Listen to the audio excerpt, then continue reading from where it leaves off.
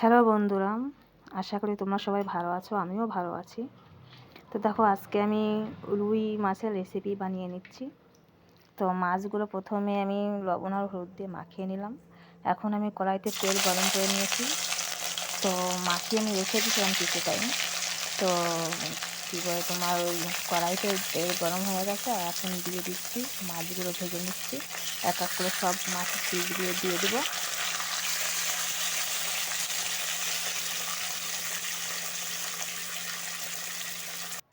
সবগুলো দেওয়া হয়ে গেছে। এবার মাছগুলো আমি পাল্টি মেরে নেব।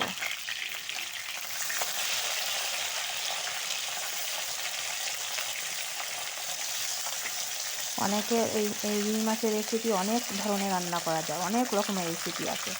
তো আমি ভাবলাম এটা আমি শেয়ার করি আজকে, ওই জন্য আমি এইভাবে রেসিপিটা শেয়ার করলাম। আরও অনেক রকম বানানো যায়। তো মাছগুলো দেখো ভাজা হয়ে গেছে, নামিয়ে নিব। এবার যে মাছের ভাজার তেল ছিল, ওই তেলের ভিতরে আর একটু তেল দিয়ে দিলাম। ওইটা আলাদা করে উঠাই রাখিনি, ওর ভিতরেই তেল দিয়ে দিলাম।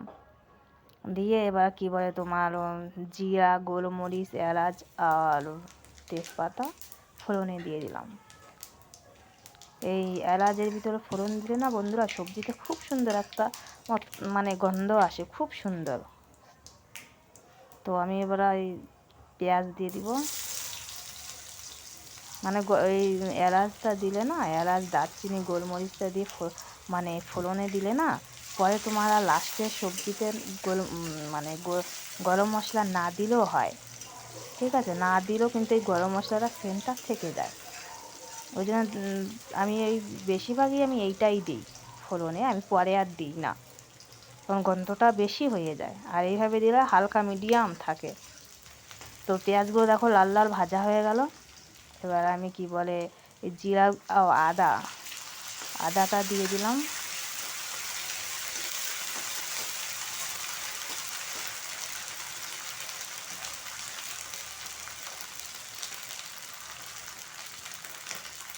এবার আমি দিয়ে দেবো জিরা গুঁড়ো, হলুদ গুঁড়ো, লঙ্কার গুঁড়ো, ধনিয়ার গুঁড়ো। আদাটা ভাজা হয়ে গেছে বলে ওইটা দিয়ে দিব।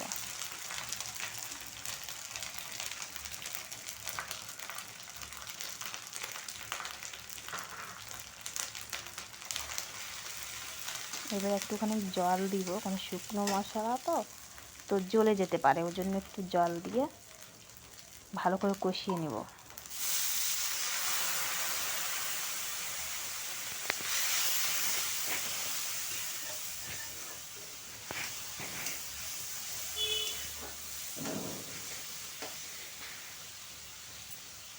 এবার টমাটারগুলো দিয়ে দিব। টমাটারটা দিয়ে একটু নাড়াচাড়া করে একটু জল দিয়ে দিব, কেন কি টমাটারটা একটু গড়ে একদমই হয়ে যাবে। তো তার আগে একটু লবণ দিয়ে দিচ্ছি। লবণ তো দিয়েছিলাম না, তো এখন লবণটা দিয়ে একটু জল দিয়ে মানে টমাটারটা পুরো গড়িয়ে ফেলবো।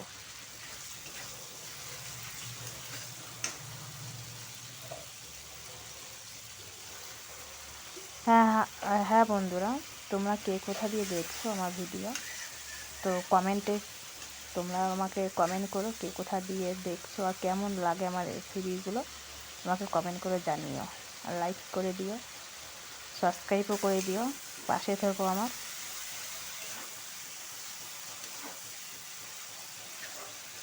তোমাদের জন্য যদি নিত্য নতুন আমি আরও রেসিপি আনতে পারি, আমার পাশে থেকো তোমরা।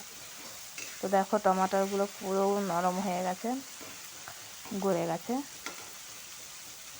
এবার আমি আলু ভেজে রেখেছিলাম আগের থেকে, তোমাদেরকে তো আলু ভাজাটা আমি দেখাতে পারিনি। তো আলুটা আমি আগের থেকে ভেজে রেখেছিলাম মাছের সঙ্গেই। তো এই আলু ভাজাটা আমি দিয়ে দিচ্ছি, দিয়ে জল দিয়ে ঢাকা দিয়ে রেখে দিব 5 মিনিট।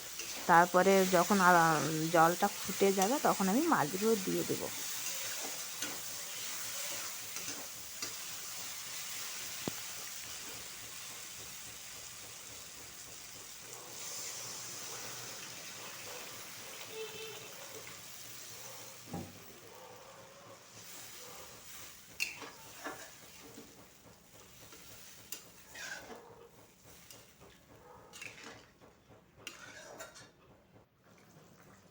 দেখো জল গরম হয়ে গেছে, আলুও গলে গেছে, তো আমি এখন মাছগুলো দিয়ে দিব।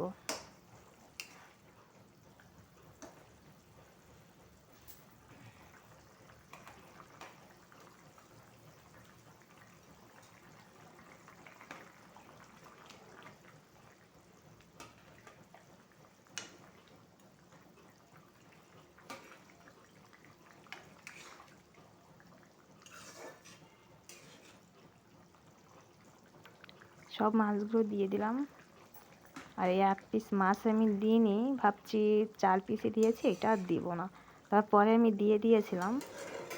তো দেখো আমার কি বলে তোমার সবজি হয়ে গেছে। আর ঠিক আছে, আমি ওই পিস মাছে রেখেছিলাম না, ওই পিস মাছও আমি দিয়ে দিয়েছি পরে, যে 1 পিস রেখে কি করব, ওই জন্য দিয়ে দিয়েছি।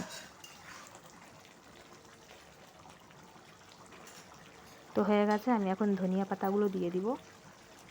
ধনিয়া পাতাগুলো দিয়ে একটু নাড়িয়ে চাড়িয়ে, একটা গোলমরিচ ছিল, তো আমি সেইটাকে আলাদা করে উঠিয়ে নিলাম। গোলমরিচ তেজপাতা যেগুলো ছিল না, তো ওগুলো আমি আলাদা করে উঠিয়ে ফেলে দিই, কারণ ওটা যা যা ওর খুশবু ছিল ওগুলো তোর ভিতরে হয়ে গেছে। ঠিক আছে, শুধু শুধু মানে রেখে কোনো লাভ নেই, ওই জন্য আরও মুখে লাগে খাবার সময়, দেখতেও খারাপ লাগে, ওই জন্য আমি ওগুলো উঠিয়ে ফেলে দিয়েছি। দেখো আমার সবজিতে নেই ওগুলো, দেখেছো, সব ফেলে দিয়েছি। তো আমার সবজি হয়ে গেছে বন্ধুরা, দেখো আমি নামিয়ে নিয়েছি। খুব টেস্টি, তোমরা একদিন রান্না করে খাবে, খুব টেস্টি।